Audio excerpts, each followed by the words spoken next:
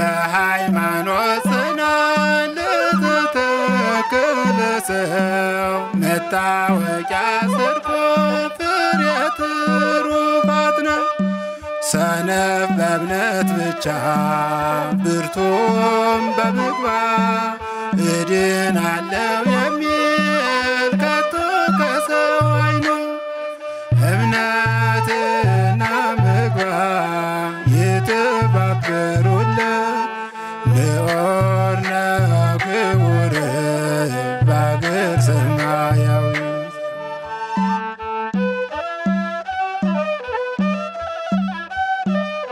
ብዙ ሰዎች በተለያዩ ምክንያቶች ይጨነቃሉ፣ ወደ ድብርት ውስጥም ይገባሉ። ይህ ጭንቀት በጊዜው መፍትሄ ካልተገኘለት ከፍ ወዳለው ራስን ወደ ማጥፋት ያድጋል። ሰላም ጤና ይስጥልን በመላው ዓለም የምትገኙ ተመልካቾቻችን፣ ይህ አውደ ትሩፋት መርሃ ግብራችን ነው። በዛሬው ዝግጅታችን ስለ ጭንቀትና ራስን ማጥፋት መንስኤዎች፣ በሁለቱ መካከል ያለውን ግንኙነት እንዲሁም መፍትሄውን ከባለሙያ ጋር ባደረግነው ቆይታ አዘጋጅተንላችኋል። እስከ መርሃ ግብራችን ፍጻሜ ድረስ አብራችሁን ቆዩ።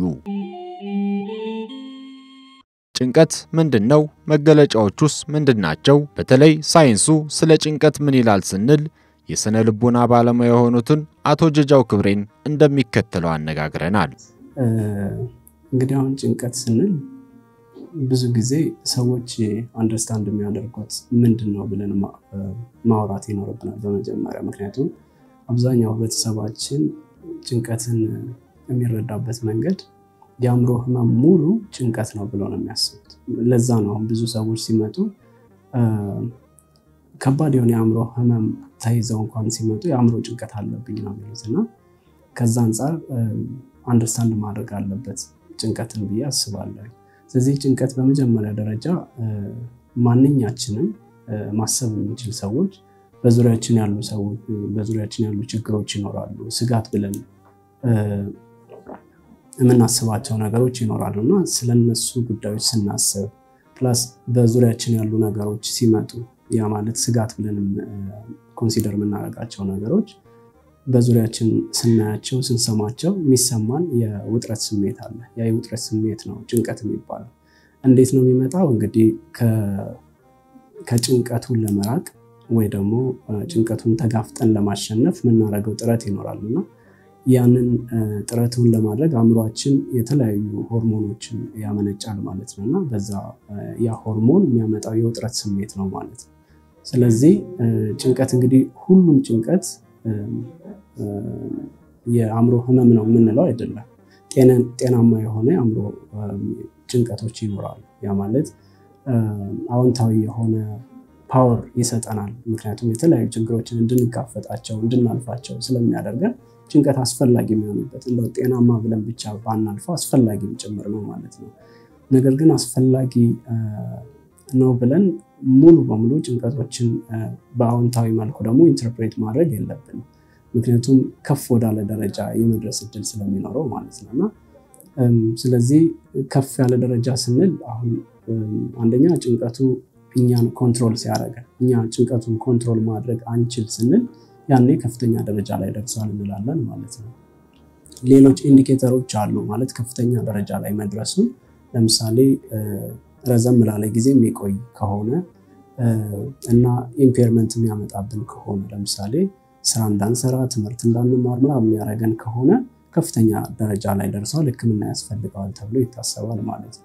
ስለዚህ ይሄ ከፍተኛ ደረጃ ደርሷል የሚባል ህመም ወይ ደግሞ እንግዲህ ህመም ነው ብለን ነው የምናስበው። ስለዚህ ፓቶሎጂካል የሆነው ጭንቀት ብዙ መገለጫዎች ይኖሩታል፣ ኮመን ሊያረጋቸው የሚችሉ መገለጫዎች ይኖሩታልና ከመገለጫዎች ውስጥ እንግዲህ አሁን ለመዘርዘር ያክል የመጀመሪያው እንቅልፍ ማጣት ነው። ሁሉም ሰው ሊረዳው እንደሚችለው እንቅልፍ ማጣት ይኖራል። ከዛ በተጨማሪ ኮንሰንትሬሽን ማጣት፣ ነገሮችን ቶሎ መርሳት፣ መቀበል አለመቻል ሊሆን ይችላል። ምክንያቱም ብዙ ቦታ ነው የምንረግጠው በሐሳብ ማለት ነውና ስለዚህ በዛ ሁኔታ ውስጥ ነገሮችን ለማስታወስ ትኩረት ለማድረግ ምናምን አንችልም ማለት ነውና እንደዛ አይነት ችግሮችን ሊያመጣ ይችላል። ስለምልክቶቹ ነው ያወራያለሁና ስለዚህ ከዛ በተጨማሪ አንዳንዴ መቅበጥበጥ የምንለው ረስትለስነስ ሊያመጣብን ይችላል። ተረጋግተን መቀመጥ ላንችል እንችላለን ማለት ነው።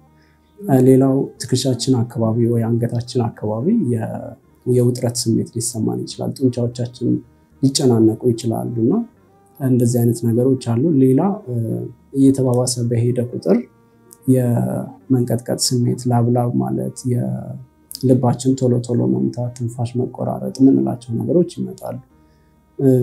ከዛ ጋር ተያይዞ የማዞር ስሜትና ሊጥለኝ ይችላል ብሎ የመፍራት ነገር ይመጣል። አልፎ አልፎ የሚጥላቸውም ሰዎች ይኖራሉ ማለት ነውና ስለዚህ ጭንቀት እንደው ከብዙ በጥቂቱ ይህንን ይመስላል። የሰው ልጅ በብዙ ምክንያቶች ወደ ጭንቀት ሊገባ እንደሚችል የጠቆሙት የስነ ልቡና ባለሙያው ከነዚህም ውስጥ አደጋ፣ የቤተሰብ ጉዳይ፣ አደንዛዥ ዕፅ ማጣት እንዲሁም የመንፈሳዊ ሕይወት መዳከም ጥቂቶቹ ናቸው። አሁን ስለ ጭንቀት መንስኤዎች ስናወራ አጠቃላይ አእምሮ ህመም አንድ ሰሌክት የሚደረግ ምክንያት ላይኖረው ይችላል። ምክንያቱም ሌላ ሜዲካል ኬዝ ሲሆን በባክቴሪያ ነው በቫይረስ ነው ምናምን ብለን አንድ ምክንያት ልናስቀምጥ እንችላለን። የአእምሮ ህመም ሲሆን እንደዛ አይደለም። ብዙ ሪስክ ፋክተር ብለን የምናስባቸው ነገሮች ናቸውና ስለዚህ ይሄ አጋላጭ ምክንያቶች የሚባሉት ናቸው። በጣም ሰፋ ያሉ ሊሆኑ ይችላሉ። ከነዛ ውስጥ የመጀመሪያው እንግዲህ ትራውማ ወይ ቻይልድሁድ ትራውማ ሊሆን ይችላል። ልጅ እያለን ወይ አሁንም ድረስ የደረሰብን ከፍተኛ የሆነ አደጋ ይኖራልና ስለዚህ ያንን አደጋ ተከትሎ እንግዲህ አደጋ ብዙ ጊዜ እንደሚታወቀው ዛሬያችንን አሁናችንን ነው የሚቀማን ማለት አሁን ላይ እንዳንኖር ያደርገናል። ስለዚህ አብዝተን እንድንጨነቅ የማድረግ እድል ይኖረዋልና ስለዚህ ትራውማ አንደኛው ምክንያት ሊሆን ይችላል። ሁለተኛው ፋሚሊ ሂስትሪ ነው። ቤተሰብ ውስጥ እንደዚህ አይነት አብዝተው የሚጨነቁ ሰዎች ካሉ እንግዲህ በመማር ሊሆን ይችላል ከነሱ የምንወስደው ነገር ይኖራል። ከዛ በዘር የሚተላለፍ በጣም በተወሰነ ደረጃ ማለት ነውና ያ ምክንያት ሊሆን ይችላል። ሌሎች ምክንያቶችም አሉ። ለምሳሌ ሰብስታንስ መጠቀም፣ የተለያዩ አደንዛዥ ዕፆችን፣ አልኮል፣ ሲጋራ ሊሆን ይችላል፣ ጫት ሊሆን ይችላልና እነዚህ ነገሮችን በምንጠቀም ጊዜ የጭንቀት ስሜት በጣም እየተባባሰ ሊሄድ ይችላል ማለት ነው። ሌላው ሜጀር ሎስ የምንላቸው ነገሮች አሉ። በዙሪያችን በጣም የምንወዳቸው ሰዎች፣ የምናከብራቸው ሰዎች በሞት ወይ በተለያየ ምክንያት እነሱን ስናጣ ወይ ደግሞ ሌሎችም ንብረት ሊሆን ይችላል፣ ንብረታችንን ስናጣ የጭንቀት ስሜት ሊመጣ ይችላል ማለት ነው። ከዛ በተጨማሪ የስራ ማጣት እንግዲህ ሀገራዊ ሁኔታው ደግሞ አለ። እንደምናውቀው ዓለም ላይ እዚህም እዛም የሚፈጠሩ በጣም ከባድ አስጨናቂ የሆኑ ጉዳዮች አሉና ያንን ተከትሎ የጭንቀት ስሜት ሊመጣ ይችላል። ቅድም እንዳልኩት ስራ ማጣትም አንደኛው ምክንያት ሊሆን ይችላል። ትዳር መፍታት እንዲህ አይነት ነገሮች ምክንያት ሊሆኑ ይችላሉ። ከዛ በተጨማሪ የሶሻል ሰፖርት የምንለው ነገር እንግዲህ አሁን በዙሪያችን ቤተሰቦቻችን፣ ጓደኞቻችን ጋር ያለን ኢንተራክሽን በጣም ፑር በሆነ ቁጥር የጭንቀት ስሜት እየጨመረ ይመጣል ማለት ነው። ከዛ እንደመጨረሻ በዋናነት ማንሳት ያለብን ስፒሪቹዋል ላይፋችን ነው። ብዙ ጊዜ ሁላችንም በተስፋ ነው የምንኖረው። እርግጠኛ አይደለንም፣ ወደፊታችንን የምናውቅ ሰዎች አይደለም፣ ሊሚቴሽን አለንና ስለዚህ ሃይማኖታችን ላይ በደንብ ጠንከር ማለት መቻል ይኖርብናል። ሃይማኖት ላይ በጣም ፑር በሆነን ቁጥር፣ እየራቀን በሄድን ቁጥር፣ ከፈጣሪያችን እየተጋጨን በሄድን ቁጥር ጭንቀት እየበዛ ይመጣል ማለት ነው። እንግዲህ አሁን የጭንቀት ብቻ ሳይሆን ማንኛውም የአእምሮ ህመም በዘር የመተላለፍ እድሎች ይኖሩታል፣ ግን በጣም ሬር ነው። አሁን እሱን ይሄንን ስናወራ የሚሰሙን ሰዎች አንዳንዴ በዘር የሚተላለፍ ከሆነ ጭንቀቱ በዘር የመጣብኝ ነው፣ ስለዚህ መታከም ስለማይችል የትም መሄድ አልፈልግም ብለው ኮንሲደር እንዲያደርጉ አልፈልግም። ምክንያቱም በዘር ይተላለፋል አልን እንጂ ዘር ብቻውን ግን ህመሙን የማምጣት እድል አይኖረው። ምክንያቱም ሌሎች ተጨማሪ ፋክተሮች መኖር መቻል አለባቸው ማለት ነው። ያ ማለት ቤተሰብ ውስጥ አንድ ሰው ታመመ ማለት ሁሌም ቢሆን የሆነ ሰው ይታመማል ማለት አይደለም። በጭራሽ ላይ ታመም ይችላል፣ ምንም ጥያቄ የለውም። ሪስክ ፋክተሮችን መከላከል የተሻለ ይሆናል ማለት ነው። አሁን መከላከል የምንችላቸውና የማንችላቸው ሪስክ ፋክተሮች አሉ። የማንችላቸው አንደኛው በዘር የሚመጣው ነው ማለት ነው። ስለዚህ እሱ ራሱን ችሎ ህመሙን የማስከተል እድል አይኖረውም፣ ሌሎች ሪስክ ፋክተሮችን ከተከላከልን ማለት ነውና ይህን ያክል አሳሳቢ ይሆናል ብያለሁ። የሰው ልጅ አብዝቶ ሲጨነቅ በትክክል ማሰብ ያቅተዋል። ይህም ለተለያዩ ስነ ልቦናዊ፣ ማህበራዊ፣ ኢኮኖሚያዊና አካላዊ ቀውሶች ይዳርገዋል። በመንፈሳዊ ህይወቱም እንዲዝል ያደርገዋል። ከዚህም እየከፋ ሲሄድ ራስን ወደ ማጥፋት ያድጋል። ስለዚህ አሁን ህመም ስለሆነ የጭንቀት አይነት ነው ያወራን ያለነውና ማንኛውም ህመም ደግሞ የራሱ የሆነ ጉዳት ይኖረዋል። ስለዚህ ጭንቀትም እንደ ማንኛውም ህመም ጉዳቶችን ያስከትላልና ጉዳቶችን ለማየት እንግዲህ እንደ ባለሙያ ባዮ ሳይኮሶሻል ኤንድ ስፒሪቹዋል ሞዴል ይባላልና በዛ ሞዴል መሰረት ማሰስ ለማድረግ ነው ሞክረው ምን የጉዳቱን መጠን ለማወቅ ማለት ነውና ስለዚህ አሁን ባዮሎጂካሊ ስንል ወይ ደግሞ አካላዊ የሆኑ ጉዳቶችን ለማየት ያክል የመጀመሪያው እንግዲህ ፔን ነው። የተለያየ የሰውነታችን ክፍል ውስጥ ህመም ሊያስከትልብን ይችላል ማለት ነው። ምንም ሜዲካሊ ኤክስፕሌን ሊደረግ የማይችል ህመም ሊያስከትልብን ይችላል። ጡንቻዎቻችን ላይ፣ መገጣጠሚያዎችን ላይ ብዙ አይነት ህመም ሊያስከትልብን ይችላል ማለት ነው። ከዛ በተጨማሪ የድካም ስሜት፣ ከባድ የሆነ የድካም ስሜት ምንም ሳንሰራ ሊሆን ይችላል የድካም ስሜት ሊሰማን ይችላል። ከዛ ውጪ የማዞር ስሜት እና ደግሞ ሊጥለንና ጉዳት ሊደርስብንም ይችላል። ይሄም አካላዊ ጉዳቱ ሊሆን ይችላል። ከዛ ውጪ ሴቶች ላይ ምናልባት የወር አበባ የመዛባት ነገር ሊኖር ይችላል ማለት ነውና ስለዚህ እንደዚህ አይነት ጉዳቶችን ያመጣል። ሌላው ሃይፐርቴንሽን ያመጣል። ብዙ ጊዜ የጭንቀት ስሜት ያለባቸው ሰዎች ብዙ ጊዜ ሪስክ ነው ለሃይፐርቴንሽን ማለት ነው፣ የደም ግፊትን ያመጣል። ሌላው አንዳንድ ጥናቶች ደግሞ እንደሚያመለክቱት ለካንሰርም እንደ ሪስክ ተደርጎ የሚቀመጥበት ጊዜ አለ ማለት ነውና ይሄ አካላዊ ጉዳቶቹ ይሄንን ይመስላል። ሌላው ሳይኮሎጂካሊ የሰዎችን አስተሳሰብ እንግዲህ አሁን ብዙ ጊዜ ስሜት፣ ባህሪና አስተሳሰብ በጣም የተገናኙ ነገሮች ናቸው። አንዱ አንደኛውን አፌክት የማድረግ እድል ይኖረዋል ማለት ነውና ስለዚህ አሁን በጭንቀት ውስጥ ያሉ ሰዎች አስተሳሰባቸው ችግር ውስጥ ሊወድቅ ይችላል። ለምሳሌ ክሊር አድርጎ ላያዩ ይችላሉ የወደፊት ህይወታቸውን፣ የነሱን ሪሶርስ በጣም አሁን እኛ ኮንሲደር ማናደርገው ብዙ ነገሮች አሉ እኛ ሪሶርስ ብለን የምናስባቸው ነገር ግን በጭንቀት ውስጥ ስንሆን ደግሞ ሱማ ይታየን ነገር ይኖራል ማለት ነውና ስለዚህ በዛ ሰዓት እንዳልኩት ባህሪያችን ማለት በድርጊት ደረጃ የሚገለጹ ነገሮች እና አስተሳሰባችን አፌክት ይደረጋል ማለት ነው በጭንቀቱ ምክንያት። እንደዛ ከሆነ ደግሞ አሁን ወደ ተስፋ መቁረጡ ልንቀርብ እንችላለን ማለት ነው። ሌላው ሶሻሊ በጣም ብዙ ችግሮችን የማስከተል ነገር አለው። እንግዲህ እንደሚታወቀው ጭንቀቱ በጣም ከባድ እየሆነ በሄደ ቁጥር ቤተሰቦቻችንን ማስተዳደር አንችልም፣ ትዳር መመስረት አንችልም፣ ትምህርት እንዳንማር ያደርገናል፣ ስራ ልናቋርጥ እንችላለን።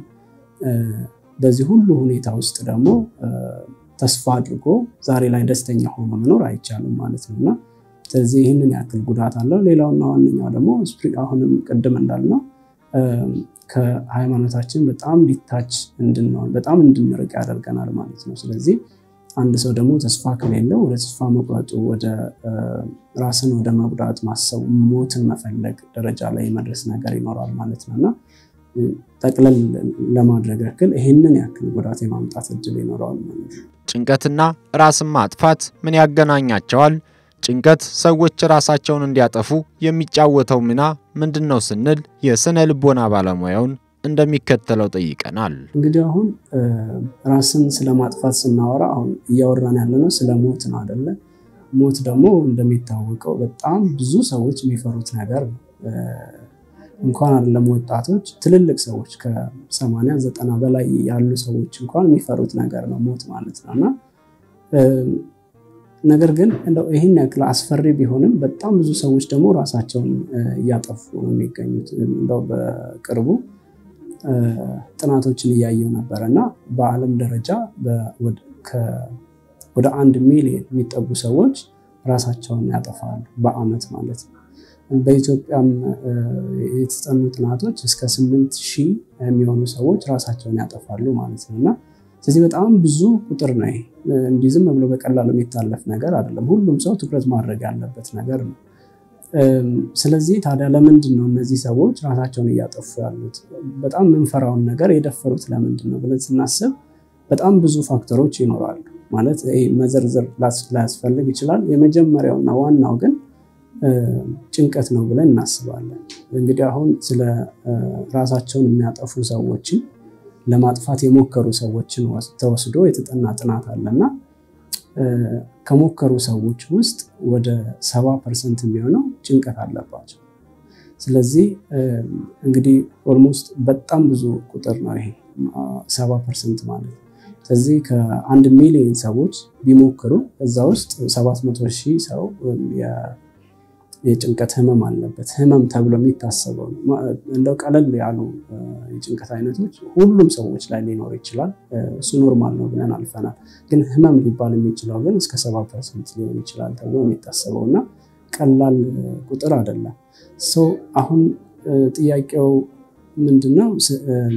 ከጭንቀት ጋር ለምንድነው የሚገናኘው? ማለት ጭንቀት ያለባቸው ሰዎች ራሳቸውን የሚያጠፉት ለምንድነው ብለን ነው እያወራን ያለነውና ጭንቀት ያለባቸው ሰዎች እንደሚታወቀው ጭንቀቱን መቆጣጠር አይችሉም፣ ውጥረቱን መቆጣጠር አይችሉም። በጣም ከባድ ነው።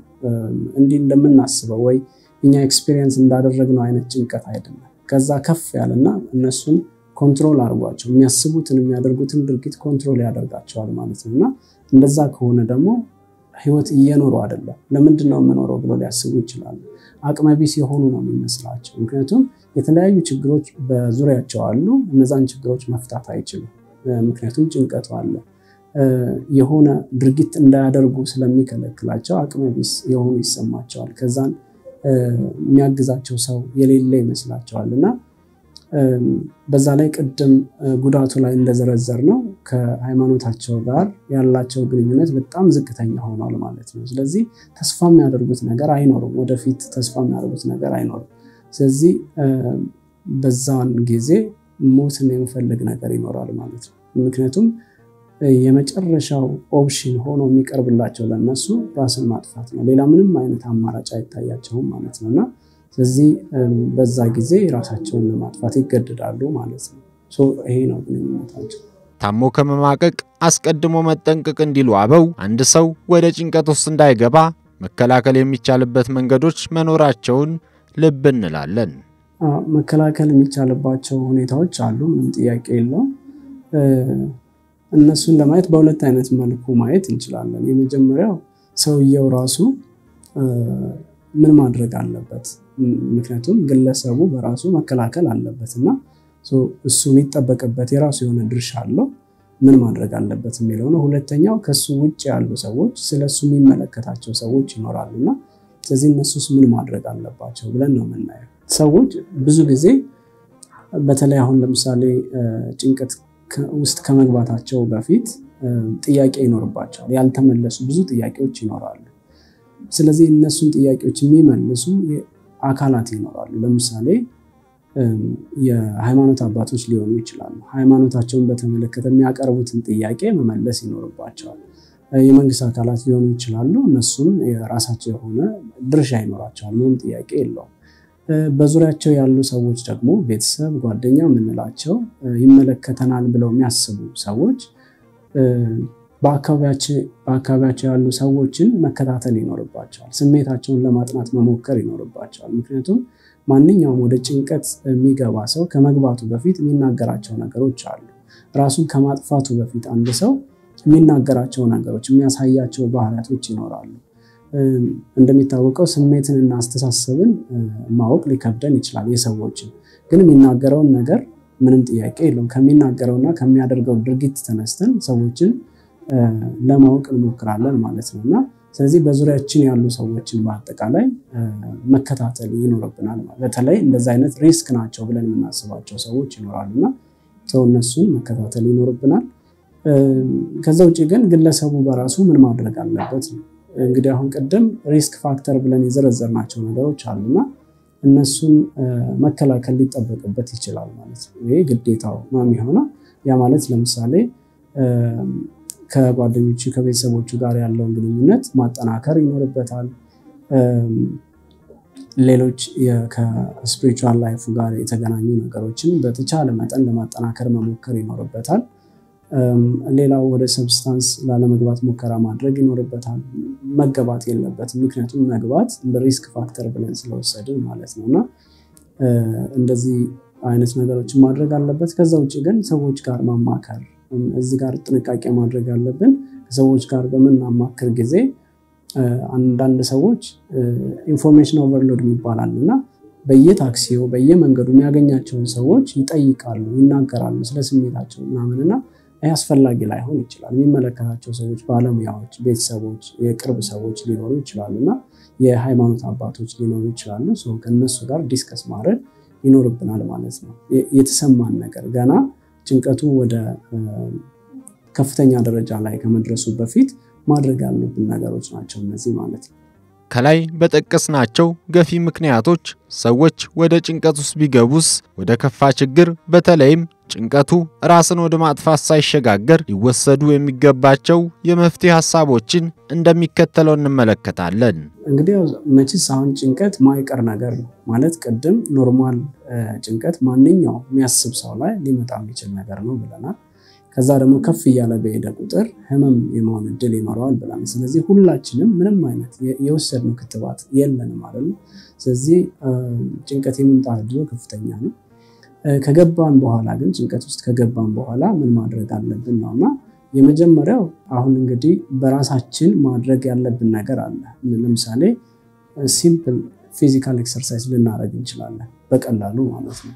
አሁን ኤክሰርሳይዝ ሲባል ሞር ጀነራል ነውና ብዙ ሰዎች ካውንስሊንግ ሩም ላይ መጥተው ፊዚካል ኤክሰርሳይዝ አድርጉ ምናምን ቢባሉ እሺ ብለው ይወጡና በኋላ ላይ ግን 3 ቀን 4 ቀን የሆነ ነገር ከሞከሩ በኋላ ሊተውት ይችላሉ። በጣም ኮሚትመንት ይጠይቃል እንደዚህ አይነት ነገር። ነገር ግን ደግሞ የምንፈልገውን አይነት ኤክሰርሳይዝ ቢሆን ጥሩ ነው ማለት ለምሳሌ ቤት ውስጥ ሆነን ቀላል የሆኑ ኤክሰርሳይዞች ፑሽ አፕ ሊሆን ይችላል፣ ከልጆች ጋር መሯሯጥ ሊሆን ይችላል፣ መንጠራራት ሊሆን ይችላል። እንደዚህ አይነት ነገሮችን ብናደርግ ጥሩ ነው ተብሎ ይታሰባል። ሌላው ምን ወደው አይነት መጽሐፍ ካለ እነሱ መጽሐፍቶችን ማንበብ፣ መዝሙር ማዳመጥ ሊሆን ይችላል፣ ቤተክርስቲያን መሄድ። ከዛ ውጪ ግን በዋናነት እንግዲህ ስለ ከገባን በኋላ ባለሙያዎችን ማማከር ነው የሚኖርብን። አሁን ቤተሰቦቻችን ሊሆኑ ይችላሉ፣ እኛም ራሳችን ከቻልን ከባለሙያዎች ጋር መመካከር ጥሩ ነው ተብሎ በያስባለሁ። እንግዲህ አሁን አንዳንድ ሰዎች ከባለሙያ ጋር መመካከር ሲባል የሚያስቡት ወይ እኔ ችግሩን መፍታት አልችልም እንዴ ብለው ሊያስቡ ይችላሉ። ሁለት የአእምሮ ህመም እኮ የለብኝም ብለው ሊያስቡ ይችላሉና ከባለሙያ ጋር መነጋገር የስንፍና ምልክትም አይደለም፣ የአእምሮ ህመም ምልክትም አይደለምና እኛ እንደ ሳይኮሎጂስት በየሳምንቱ እንገናኛለንና እዛ ላይ በራሳችን ስሜታችንን መግለጽ እንችላለን፣ ቨንቲሌት ማድረግ እንችላለን፣ ውስጥ ላይ ያለ የተደበቀ ኢሞሽን ካለ እሱን ማውጣት እንችላለንና እንደዚህ ማድረግ ጥሩ የሆነ ትሬንድ ነው ብዬ አስባለሁ። ስለዚህ ከባለሙያዎች ጋር ብንመካከር ጥሩ ነው። የተለያዩ መድኃኒቶች ይኖራሉ፣ የምክር አገልግሎት ይሰጣልና እንደዛ ቢሆን ጥሩ ነው። ከዛ ውጪ ሌላው ያው እንግዲህ ቅድም እንዳልነው የሃይማኖት አባቶች ጋር መነጋገር የተሻለ መፍትሄ ሊያስገኝ ይችላል። ምክንያቱም በተስፋ ነው የምንኖረው ቅድም እንዳልነው። ስለዚህ ተስፋችን ደግሞ ሪስቶር የሚያደርግ ነገር ይነግሩናል አባቶቻችንና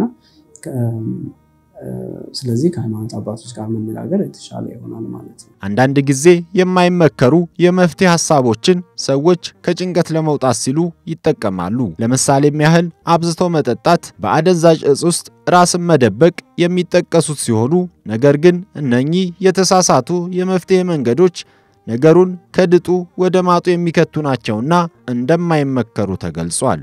ጭንቀት ውስጥ የገባ ሰው የሚያደርገው ድርጊት በአጠቃላይ አብዛኛው ጊዜ የተሳሳተ ነው የሚሆነው። ምክንያቱም በስሜት ነው የሚወስነው፣ ውሳኔዎችን በስሜት ነው የሚወስናቸውና በዛ ምክንያት ፕላስ ደግሞ ጭንቀቱ በጣም ከሚችለው በላይ ስለሚሆን ስለዚህ ለመውጣት የማያደርገው ነገር አይኖርም። ትክክል ናቸው ተብሎ በወሬ ደረጃ የሚነገረውን ነገር አምኖ ያንን ሊያደርግ ይችላልና አሁን ቅድም እንዳልከው አንዳንድ ሰዎች አልኮል ሊጠጡ ይችላሉ፣ ሊያጨሱ ይችላሉ፣ የተለያዩ አደንዛዥ እጾችን ሊጠቀሙ ይችላሉና ይሄ ትክክል የሆነ ኮፒ ሜካኒዝም አይደለም። ብዙ ጊዜ የተሳሳተ ትክክለኛ ያልሆነ የኮፒ ሜካኒዝም ነው ይሄ። ምክንያቱም እንደዛ በሚያደርጉ ጊዜ አንደኛ ሱሱን በራሱ እየገዙ ነው የሚጠቀሙትና ያ ፋይናንሻልም ያነሰው ነገር አለ። ያ ኢንዳይሬክትሊ ጭንቀት ሊያመጣ ይችላል። እንደዛ አይነት ነገሮች መወሰድ የለባቸውም። በጭራሽ መወሰድ የሌለባቸው ነገሮች ናቸው። ጭንቀታችንም የማባባስ እድሉ በጣም ከፍተኛ ነው። ስለዚህ በተቻለ መጠን ይሄ ትክክለኛ የሆኑ ቅድም የዘረዘርናቸውን ኮፒንግ ሜካኒዝሞች መውሰድ የተሻለ ነው ብዬ አስባለሁ። አንዳንድ ሰዎች ከሱሱ በተጨማሪ ከጭንቀቱ ለመገላገል ወይ ደግሞ ጭንቀቱን ለመርሳት በሚል በጣም አብዝተው የሚሰሩ ሰዎች አሉ። ሌሊቱን ሙሉ ሲሰሩ የሚያድሩ ሰዎች አሉና ያንም ትክክል ያልሆነ ኮፒንግ ሜካኒዝም ነው የሚሆነው። የበለጠ እንደውም እንቅልፍ እንድናጣ፣ እንድንነጫነጭ፣ የቢሄቪየራል ችግሮች እንድናመጣ ሊያደርግብን ይችላልና በተቻለ መጠን እንደዛ አይነት ሜካኒዝሞችን ባንጠቀም ጥሩ ነው ብዬ አስባለሁ። ስለዚህ ቅድም እንዳልነው እንደዛ የሚናገሩ ሰዎች ይኖራሉ። በጣም ብዙዎቹ ይናገራሉና ሌብል ግን ማድረግ የለብንም። እንደ ማህበረሰብ አንድን ሰው ይሄ ጭንቀት አለበት እኮ ሁሌም ጭንቀታም ነው ብለን ስም መስጠት የለብንም ለሰዎች። ምክንያቱም ስም ሰጠነው ማለት እሱም አክሰፕት እንዲያደርገው ይገደዳል በተደጋጋሚ ባደረግነው ቁጥር ማለት ነውና ጭንቀት በጣም ዋነኛ ምክንያት ነው ብለናል። የራስን የማጥፋት ዋነኛ ምክንያት ነው ብለናልና ስለዚህ በመጀመሪያ ደረጃ ዋርኒንግ ሳይኖች አሉ፣ የጥንቃቄ መልእክቶች። ሁሌም ቢሆን አንድ ሰው ራሱን ከማጥፋቱ በፊት ሊያሳይ የሚችላቸው ምልክቶች አሉና ሁላችንም እንደዛ ሊያሳዩ የሚችሉ ሰዎችን በጥንቃቄ መጠበቅና ከተቻለ የስነ ልቦና ባለሙያዎች ጋር መውሰድ ይኖርብናል ማለት ነው። አንዳንዴ ኢንቮለንታሪሊ ራሱ አሁን በጣም ከባድ ኢሹ ስለሆነ ማለፍ የሌለብን ኢግኖር ማድረግ የሌለብን ነገር ስለሆነ እኔ ለምሳሌ ቢሮ ላይ ተቀምጠን የሚመጡ ሰዎችን ኢቭን ሚስ ማናደርገው ጥያቄ ቢኖር ራስ ማጥፋት ነው። ሁሌም ቢሆን እንጠይቃለን።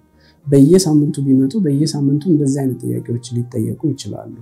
አንዳንድ ሰዎች ስለ ራስ ማጥፋት ዲስከስ ማድረግ ራስ ማጥፋትን ሊያባብስ ይችላል ብለው ያምናሉና ይሄ በጭራሽ ሊሆን የማይችል ነገር ነው። ብዙ ጊዜ እንደውም እንዲቀንስ ነው የሚያደርገውና በተቻለ መጠን እንደዚህ አይነት ዋርኒንግ ሳይን ብለን ያሰብናቸውን ነገሮች በምናይ ጊዜ ወደ ባለሙያ ብንወስድ ጥሩ ነው ብዬ አስባለሁ። የተወደዳችሁ የመርሃ ግብራችን ተከታታዮች ዝግጅታችን የተከታተላችሁትን ይመስል ነበር። ከመርሃ ግብራችን ብዙ ቁም ነገሮች እንዳተረፋችሁ ባለሙሉ ተስፋዎች ነን። ቀጣይ ሳምንት በሌላ ርዕሰ ጉዳይ እስክንገናኝ ድረስ ቸር ሰንብቱ።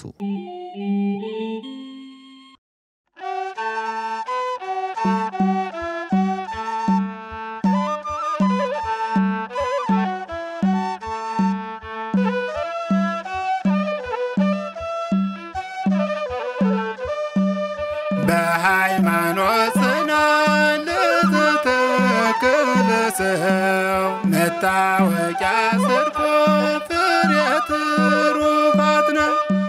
ሰነፍ በእምነት ብቻ ብርቱም በምግባር እድናለሁ የሚል ከቶ ከሰው አይኖር። እምነትና ምግባር የተባበሩ